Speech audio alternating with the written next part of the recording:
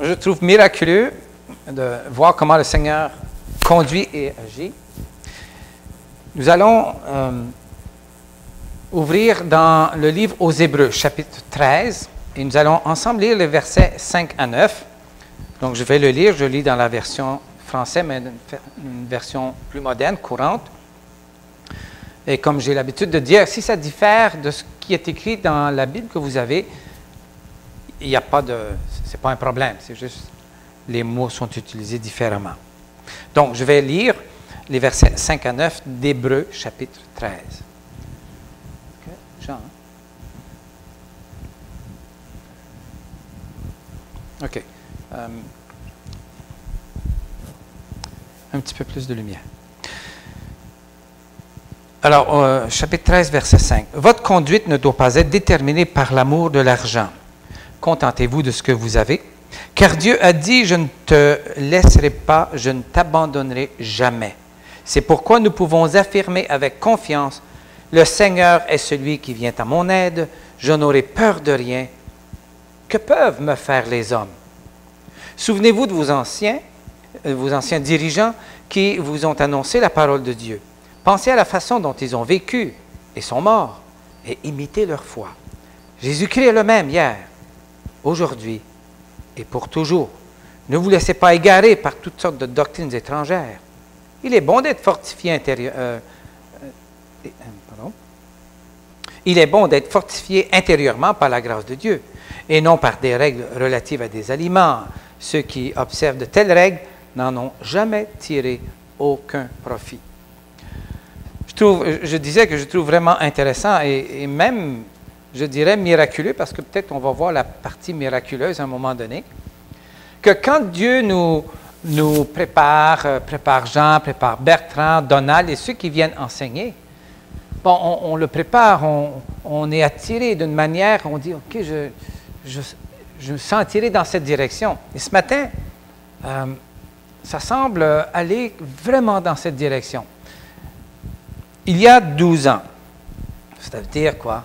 En 2000, et quelques mois avant l'année 2000. Bon, il y a eu tout un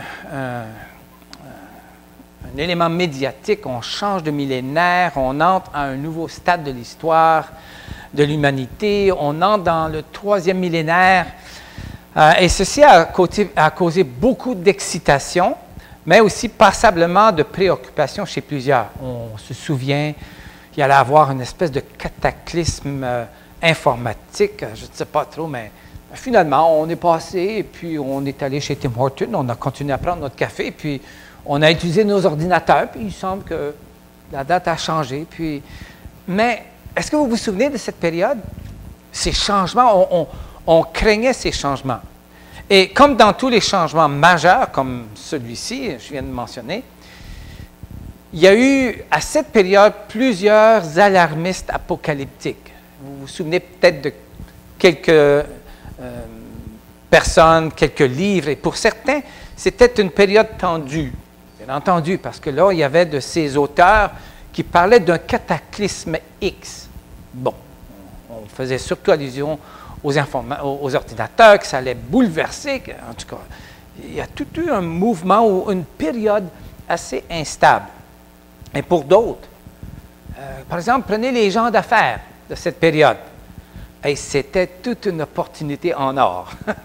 Les livres qui ont été écrits, les gens ont fait des millions à cause d'une situation tendue, à cause d'un inconnu, à cause d'un changement majeur qui allait se produire.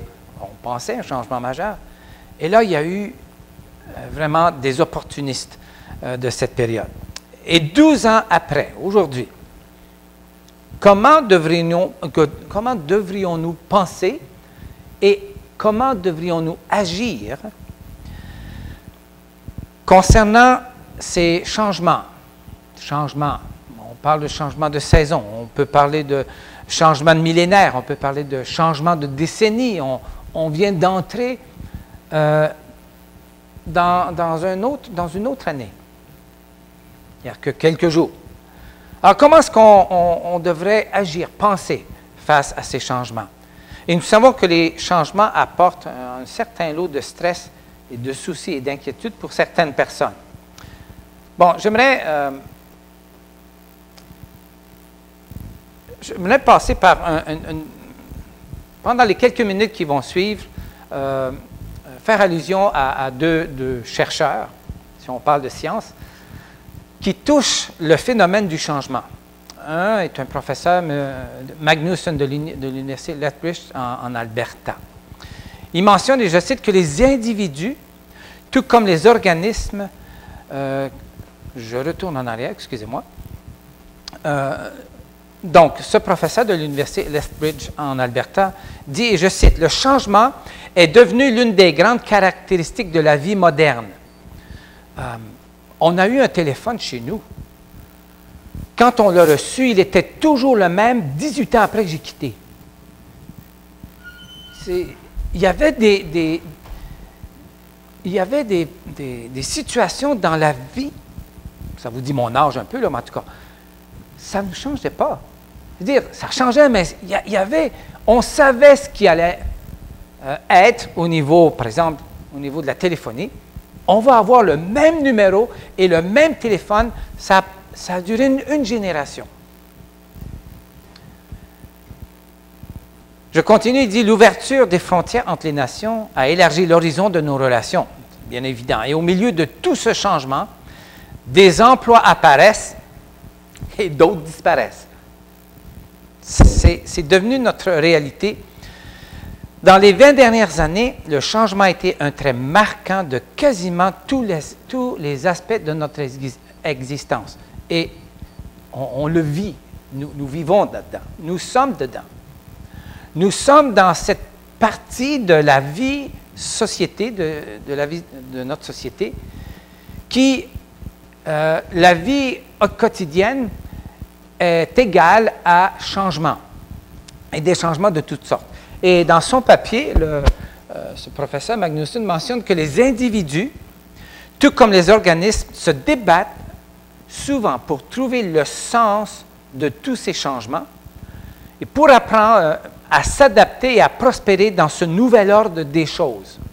Il y en a qui peuvent affronter les changements beaucoup plus simplement ou ayant moins de stress et de soucis que d'autres. On a des personnalités, on est fait de telle manière que souvent le changement va causer un stress, va causer une instabilité chez nous. Et ceux qui réussissent à s'adapter, à faire le changement qu'exigent les nouvelles conditions, bien, prospèrent. Il n'est pas dit que ceux qui ont beaucoup plus de difficultés à entrer dans le mode de changement ne prospèrent pas. Mais on dit que ceux qui arrivent à s'adapter à tous ces changements, et il y en a, ont peut-être un élément plus de leur côté pour la prospérité. Pour les autres, le changement est quelque chose qu'ils subissent. On n'a pas le choix. Il y a un changement qui arrive, on le vit, donc on le subit.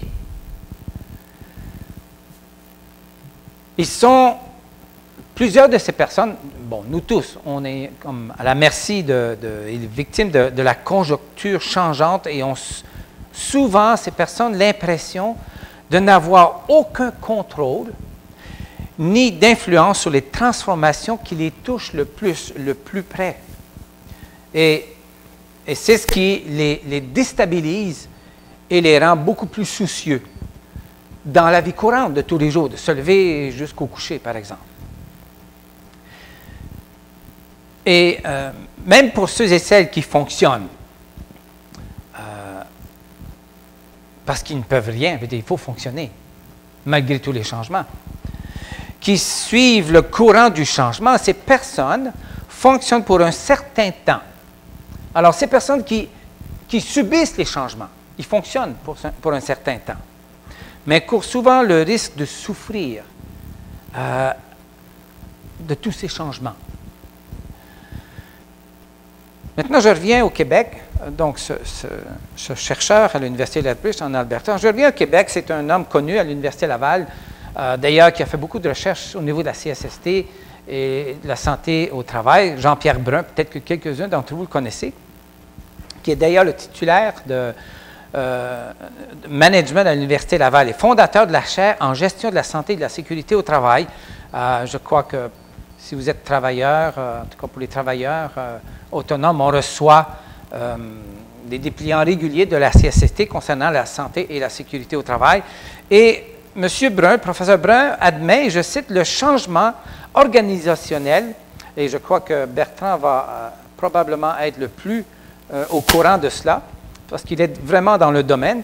Il dit, le changement organisationnel suscite souvent des craintes, du scepticisme et des questionnements de la part des travailleurs qui en font les frais.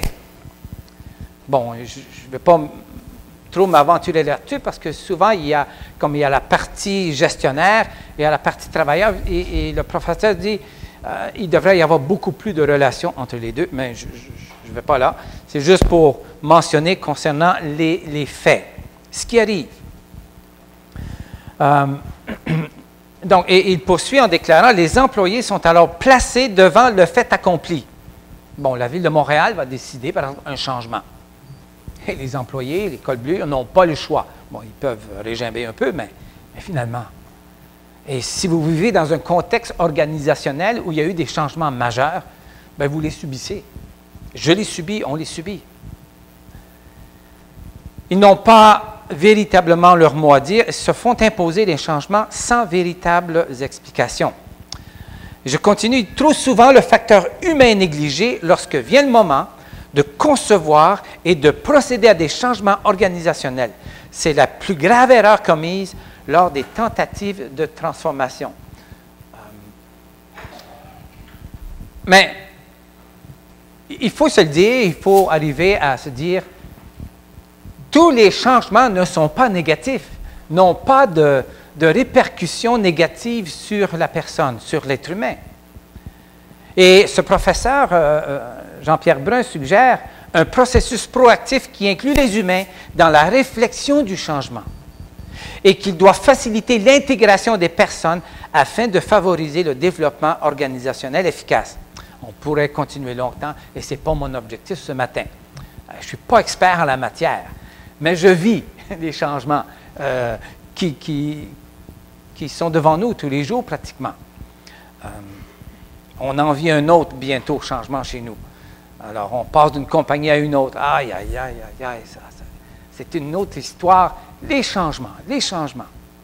Et pourquoi est-ce qu'il n'y a pas quelque chose qui est implanté et qui va durer? Et qu'on ne va pas arriver 6 mois plus tard que notre téléphone est désuet, qu'il ne vaut plus rien et qu'il ne s'en fabrique plus et qu'il n'y a plus de pièces pour ma voiture. Alors, on vit dans cette société de changement.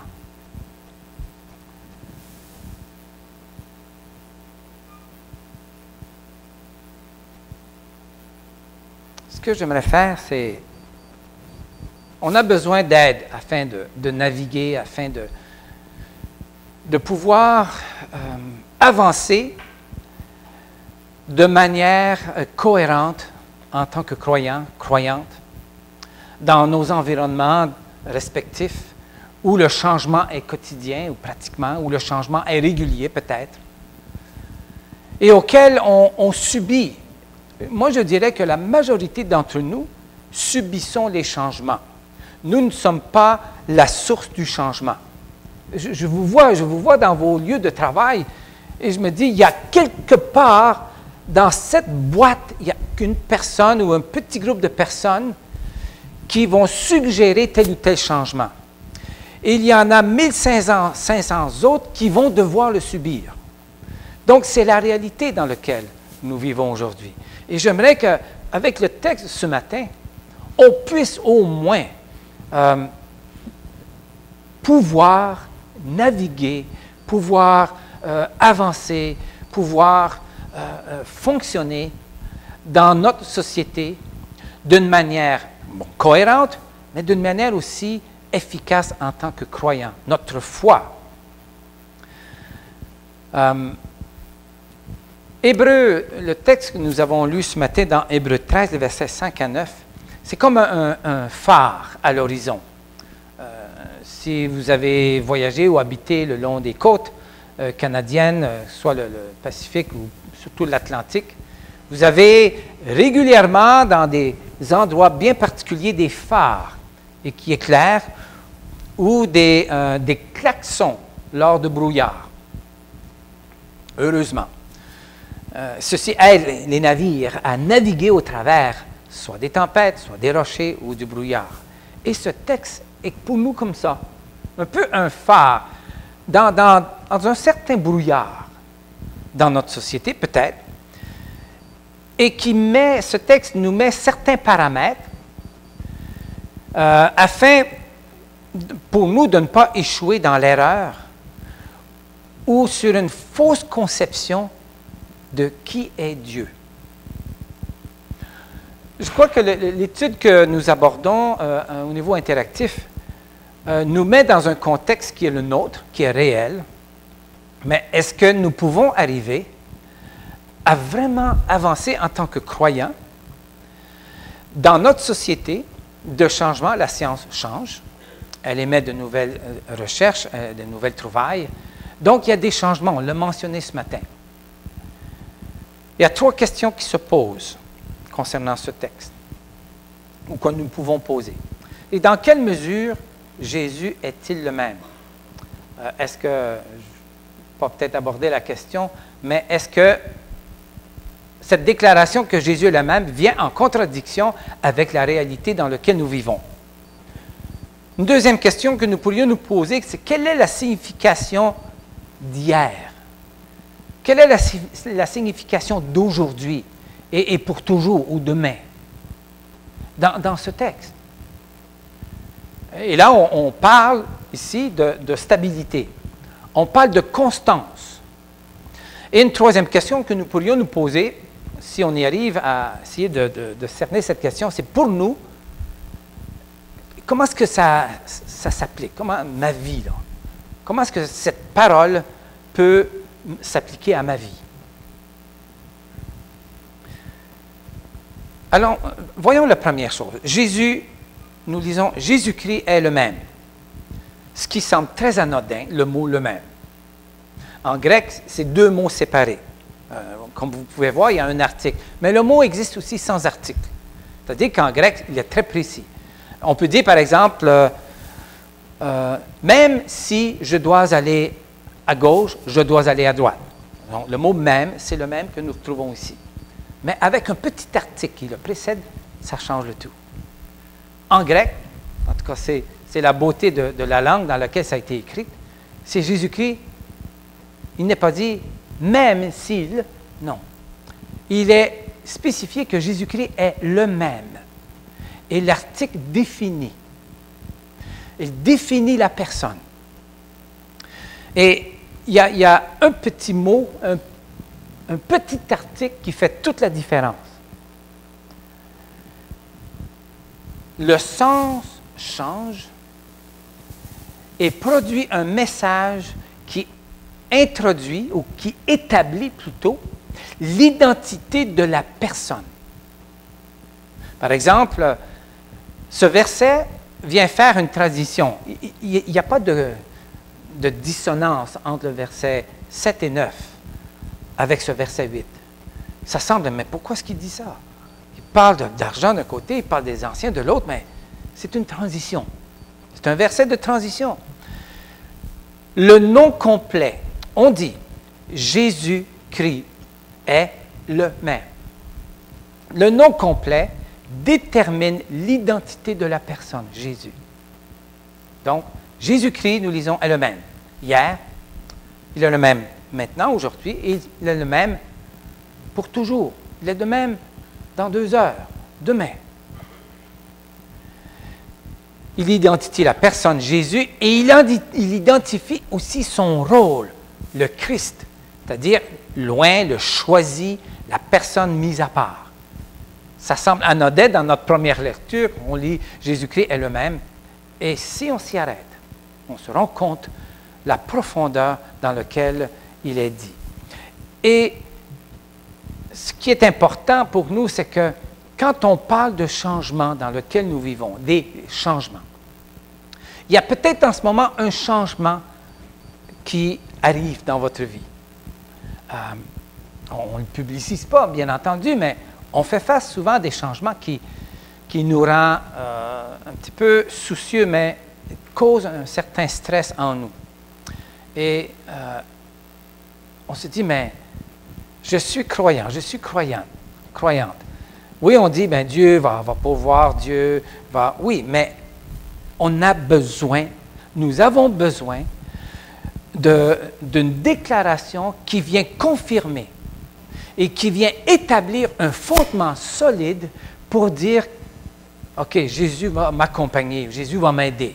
Il nous faut plus que ça. Il faut plus une substance qui soit solide, qui ne change pas, pour pouvoir faire face au changement, parce que le changement souvent apporte l'inconnu. Jésus-Christ est le même. Jésus, l'identité, Christ qui est la personne qui a été mise à part. Nous disons qu'il est Dieu, qu'il est le Sauveur. Et dans quel sens Jésus est-il le même? Est-ce que, parce que c'est constant, parce qu'il n'y a pas de changement, est-ce que ça veut dire que Jésus n'a pas de sentiment? Est-ce que ça veut dire que Jésus ne va pas se réjouir dans nos situations, dans ce que nous sommes, dans ce que nous accomplissons? Le mot n'indique pas du tout cela. Le verset 12 du chapitre 1 du livre aux Hébreux. Je crois que vous allez vous souvenir aussitôt que nous l'aurons lu, parce que c'est un livre quand même bien connu. Et je lis le verset 12. Il parle, lisez un petit peu avant, mais je vais commencer au verset 11. Il dit, « Tout cela disparaîtra, mais toi tu restes. Terre et ciel s'useront comme de vieux habits. Tu les rouleras comme un manteau. Ils seront changés comme des vêtements. Mais toi tu demeures le même. Et ta vie n'a pas de fin. » Toi tu demeures le même. Là, on retrouve le mot avec son article. Toi, tu n'es pas, même si les choses changent, mais toi, tu es le même, même si les choses changent. Jésus est le même comme Dieu est le même. Il ne change pas. Nous connaissons Dieu, nous savons que Dieu, rien ne va le déroger de ses décisions.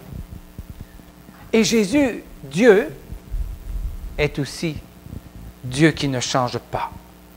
Jésus est aussi appelé Dieu, donc Jésus est créateur de l'univers. Et bien que la création va un jour changer, ça va changer, tout disparaîtra, tout sera changé. Jésus, lui, ne changera jamais. Mais pourquoi? C'est Dieu. Le changement dans la perspective de Dieu n'a pas la même signification nécessairement et la même connotation que notre définition de changement. Et ça, il faut essayer de le capter dans le message de l'Écriture. Et ce que cela implique. Malachie, on connaît le livre de ce petit prophète, chapitre 3, verset 6, c'est ce qui dit « Moi, le Seigneur, je ne change pas ». Et 1 Samuel 15, 29, nous lisons, et je cite, « Le Seigneur, qui est la gloire d'Israël, ne ment pas et ne change pas d'avis comme un homme. » Et là, ça cause beaucoup de problèmes pour plusieurs personnes. Parce que dans ce même livre de Samuel, nous lisons que Dieu regrette d'avoir choisi Saül. Wow! Là, ça nous déboussole. Là, on s'est dit, mais n'y a-t-il pas une contradiction? Je me souviens, pendant plusieurs années, et ce que j'ai beaucoup apprécié du papa de Myriam, qui avait eu vraiment une émission radiophonique concernant les contradictions bibliques. Et il y a aussi encore aujourd'hui, mais il y avait à cette période-là des hommes qui étaient solides dans leur foi et qui déclaraient et qui n'étaient pas ébranlés par ces expressions de gens qui disaient « mais la Bible se contredit ». Elle ne se contredit jamais.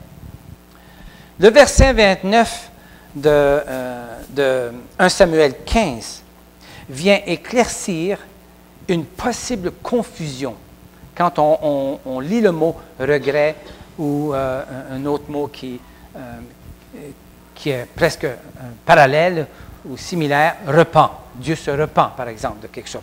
Est-ce que Dieu va se repentir? Dieu va-t-il se repentir? Mais là, nous, on s'arrête et on dit, mais non! Mais là, on lit ça et il y a une certaine confusion dans l'esprit de plusieurs concernant cela. Les changements de Dieu ne sont pas les mêmes que nos changements. On ne parle pas de la même chose ici, ou on ne se situe pas sur le même niveau. Dieu ne change pas comme nous changeons. Pour Dieu, c'est passer d'une situation à une autre et non un volte-face, d'où on a les mots regret ou repentir. Dieu va d'une situation à l'autre. On va revenir à cela. C'est important parce que là, lorsqu'on vit des changements majeurs, qu'est-ce qu'on fait? La différence est que Dieu connaît nos faits, connaît nos gestes de demain. Ça, c'est peut-être une autre étude complète en elle-même, là, mais Dieu connaît nos faits, Dieu connaît nos gestes de demain. Ça va? Dieu voit et il sait. Il connaît ce que ce sera et il sait d'avance comment il va agir et ses agissements ou ses réponses face à nos actions de demain seront différents à ses agissements face à nos actions d'aujourd'hui. Est-ce que ça va? Donc Dieu, s'il prend une position, s'il prend une décision aujourd'hui, ce ne sera pas nécessairement la même chose de demain face à nos actions et à nos agissements.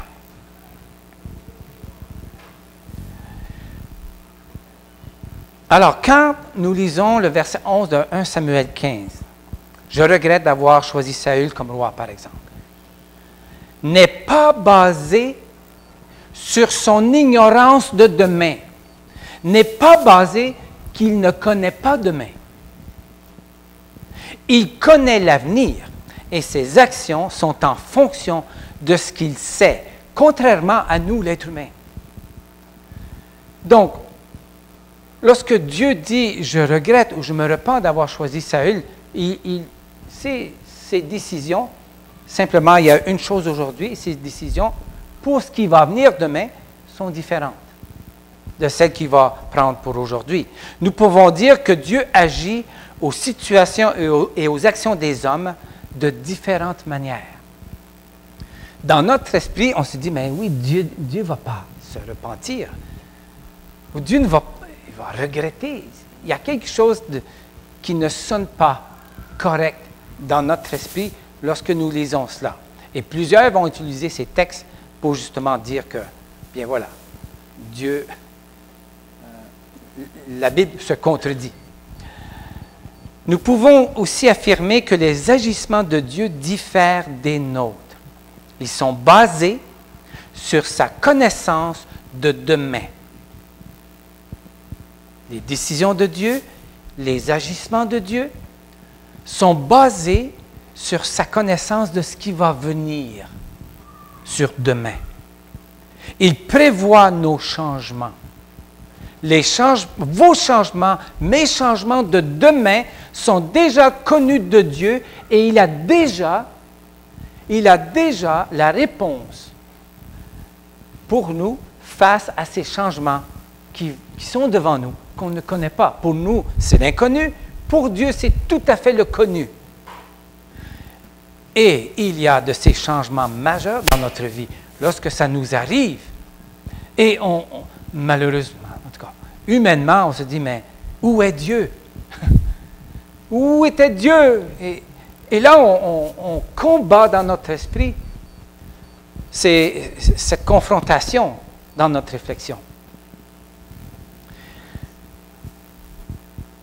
Il connaît déjà la réponse à nos changements de demain.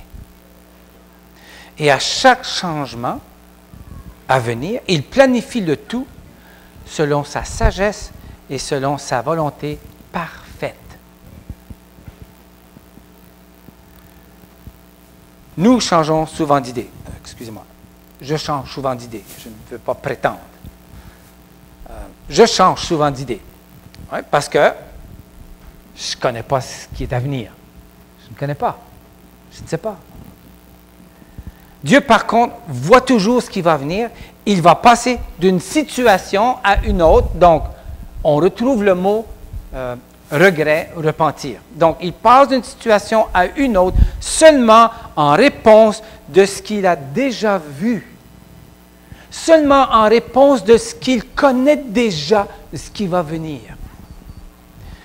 Et lorsque nous lisons que Jésus-Christ est le même, donc il identifie la personne, il identifie son rôle, Dieu, est le même, hier, maintenant et demain.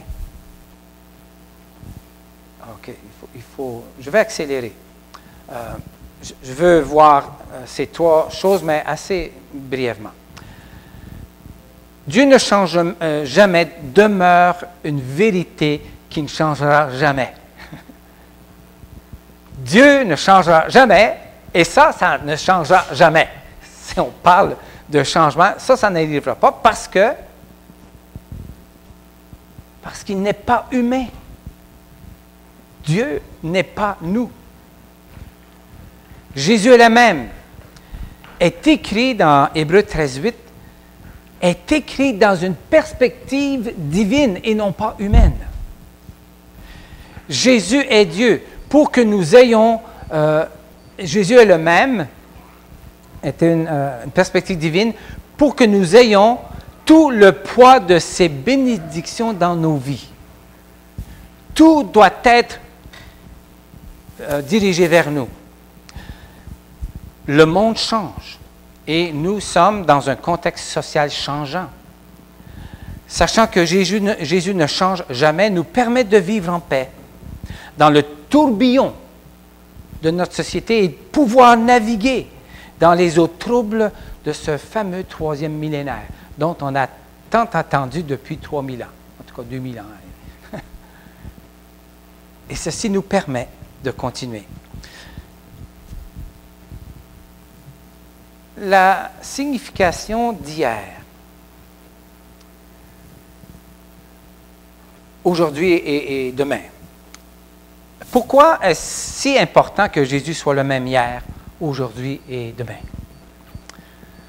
Bon, brièvement, j'aimerais qu'on le voie et ensuite on va terminer.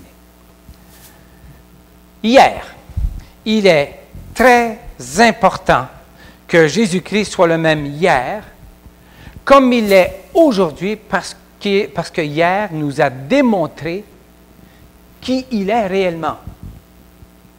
Donc, très important que Jésus demeure le même hier, parce que ce hier nous démontre aujourd'hui qui il est, son identité. Aujourd'hui, il est crucial que Jésus-Christ soit le même aujourd'hui comme il l'a été hier. Parce que c'est aujourd'hui, maintenant, que nous sommes en relation avec lui. Oui, parce que c'est maintenant notre relation. Ce Jésus que nous connaissons par les écrits de sa vie il y a plus de 2000 ans. Je répète. Aujourd'hui, il est absolument crucial que Jésus soit le même aujourd'hui, comme il l'a été hier, parce que c'est aujourd'hui, maintenant que nous sommes en relation avec lui. Ce Jésus que nous connaissons par les Écritures, mais ce Jésus qui a vécu il y a plus de 2000 ans. Il est absolument vital qu'il soit le même aujourd'hui. Demain ou pour toujours, il est aussi crucial et vital que Jésus soit le même demain, comme il l'a été hier. Et aujourd'hui, Voilà, on sait qu'il n'a pas changé jusqu'à aujourd'hui. Mais il est important aussi, absolument vital, qu'il ne change pas demain. Parce que notre espérance de demain, notre espérance est entre ses mains. Et s'il venait à changer tout, absolument tout, notre espérance est une illusion. Il faut que... C'est comme si on ne pouvait pas ne pas écrire ce texte. Dieu ne pouvait pas nous laisser dans l'ignorance concernant qui il est. Il ne pouvait pas nous laisser dans des présuppositions. Il voulait établir clairement qui il est. Dieu est Dieu hier. Dieu est Dieu maintenant. Dieu est Dieu demain. Le temps des verbes ne s'applique pas à Dieu. Il n'y a pas de temps de verbe pour nous identifier Dieu. Dieu n'est pas à l'intérieur de ça. Dieu ne vit pas dans 3 dimensions comme nous le vivons. Ce n'est pas son domaine, son lieu. Mais il nous connaît, il nous voit. Et il veut nous assurer ainsi que dans tout ce qui bouge autour de nous, dans tous les changements, il voulait que nous ayons, que nous soyons vraiment en paix, avoir une certaine sécurité.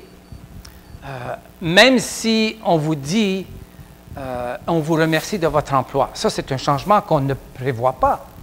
Bon, il y a peut-être des signes des fois, là, mais c'est quelque chose qu'on a... Ce sont des changements. Et il faut pouvoir vivre aujourd'hui, dans le monde dans lequel nous vivons, face à ces changements. On ne peut pas se fier sur le cours boursier. S'il fallait... Ça change. Et il y en a qui, à la journée longue, ils ont les yeux rivés sur le cours de la bourse. Ça change. On ne peut pas garantir notre emploi, même s'il est permanent. On ne peut pas. Ça n'existe plus. Mais surtout, ça me touche assez de près, on ne peut pas garantir que j'aurai une pension. Ça ne se garantit pas. Il faut quelque chose qui soit beaucoup plus solide. Que, bon, on a certains paramètres dans lesquels nous vivons qui nous permettent d'avoir une certaine paix. Mais il y a quelque chose, on a besoin de beaucoup plus que ça. Jésus a prié son Père, je termine avec ça, de ne pas nous retirer du monde. Des fois, je me dis, s'il y avait eu une autre façon. Non, il a prié, il dit, Père, ne les arrache pas du monde, mais garde-les, préserve-les du malin. C'est sa prière pour nous aujourd'hui, de nous préserver du malin. Et cette promesse demeure, et ça ne changera jamais. Il a aussi dit qu'il serait avec nous tous les jours, et juste là, jusqu'à la fin des temps. Nous pouvons avoir la certitude qu'il ne changera pas d'idée parce qu'il est le même. Parce que pour lui, c'est le hier, l'aujourd'hui et le demain. C'est du pareil au même. Et il ne change pas. Ses paroles sont pour nous une garantie que nous pouvons vivre, que nous pouvons travailler, que nous pouvons voyager, qu'on peut acheter, qu'on peut vendre, qu'on peut faire des plans d'avenir, sachant que Jésus-Christ, Dieu avec nous, connaît aujourd'hui ce qui nous arrivera demain. Et c'est la raison pour laquelle nous pouvons en toute confiance mettre notre vie entière, toutes nos aspirations, tous nos plans entre ses mains, sachant qu'il va y prendre ça. Et puisque sa volonté est parfaite, il va prendre tous nos désirs, toutes nos visions, nos planifications d'avenir. Il va prendre ça, il voit demain, il va dire, ah, j'ai quelque chose pour mon enfant. C'est peut-être pas dans la voie que nous choisirions, mais lui, il a ça. Il voit, il te voit, il voit ce que tu planifies, et il faut planifier, oui. Et à l'intérieur de ça, le Dieu de demain te prend et te garde dans ses mains. Prions. Seigneur, merci pour ta parole. Merci pour particulièrement cette petite portion que tu as bien voulu nous laisser pour nous donner ce qu'il y a de solide aujourd'hui. Et nous en avons tellement besoin. Père, nous nous courbons devant toi et nous t'adorons. Merci de nous accompagner maintenant. Que ton esprit nous guide, nous éclaire, mais aussi nous accorde sa paix, sa bienveillance. Dans le nom de Jésus-Christ, nous prions. Amen.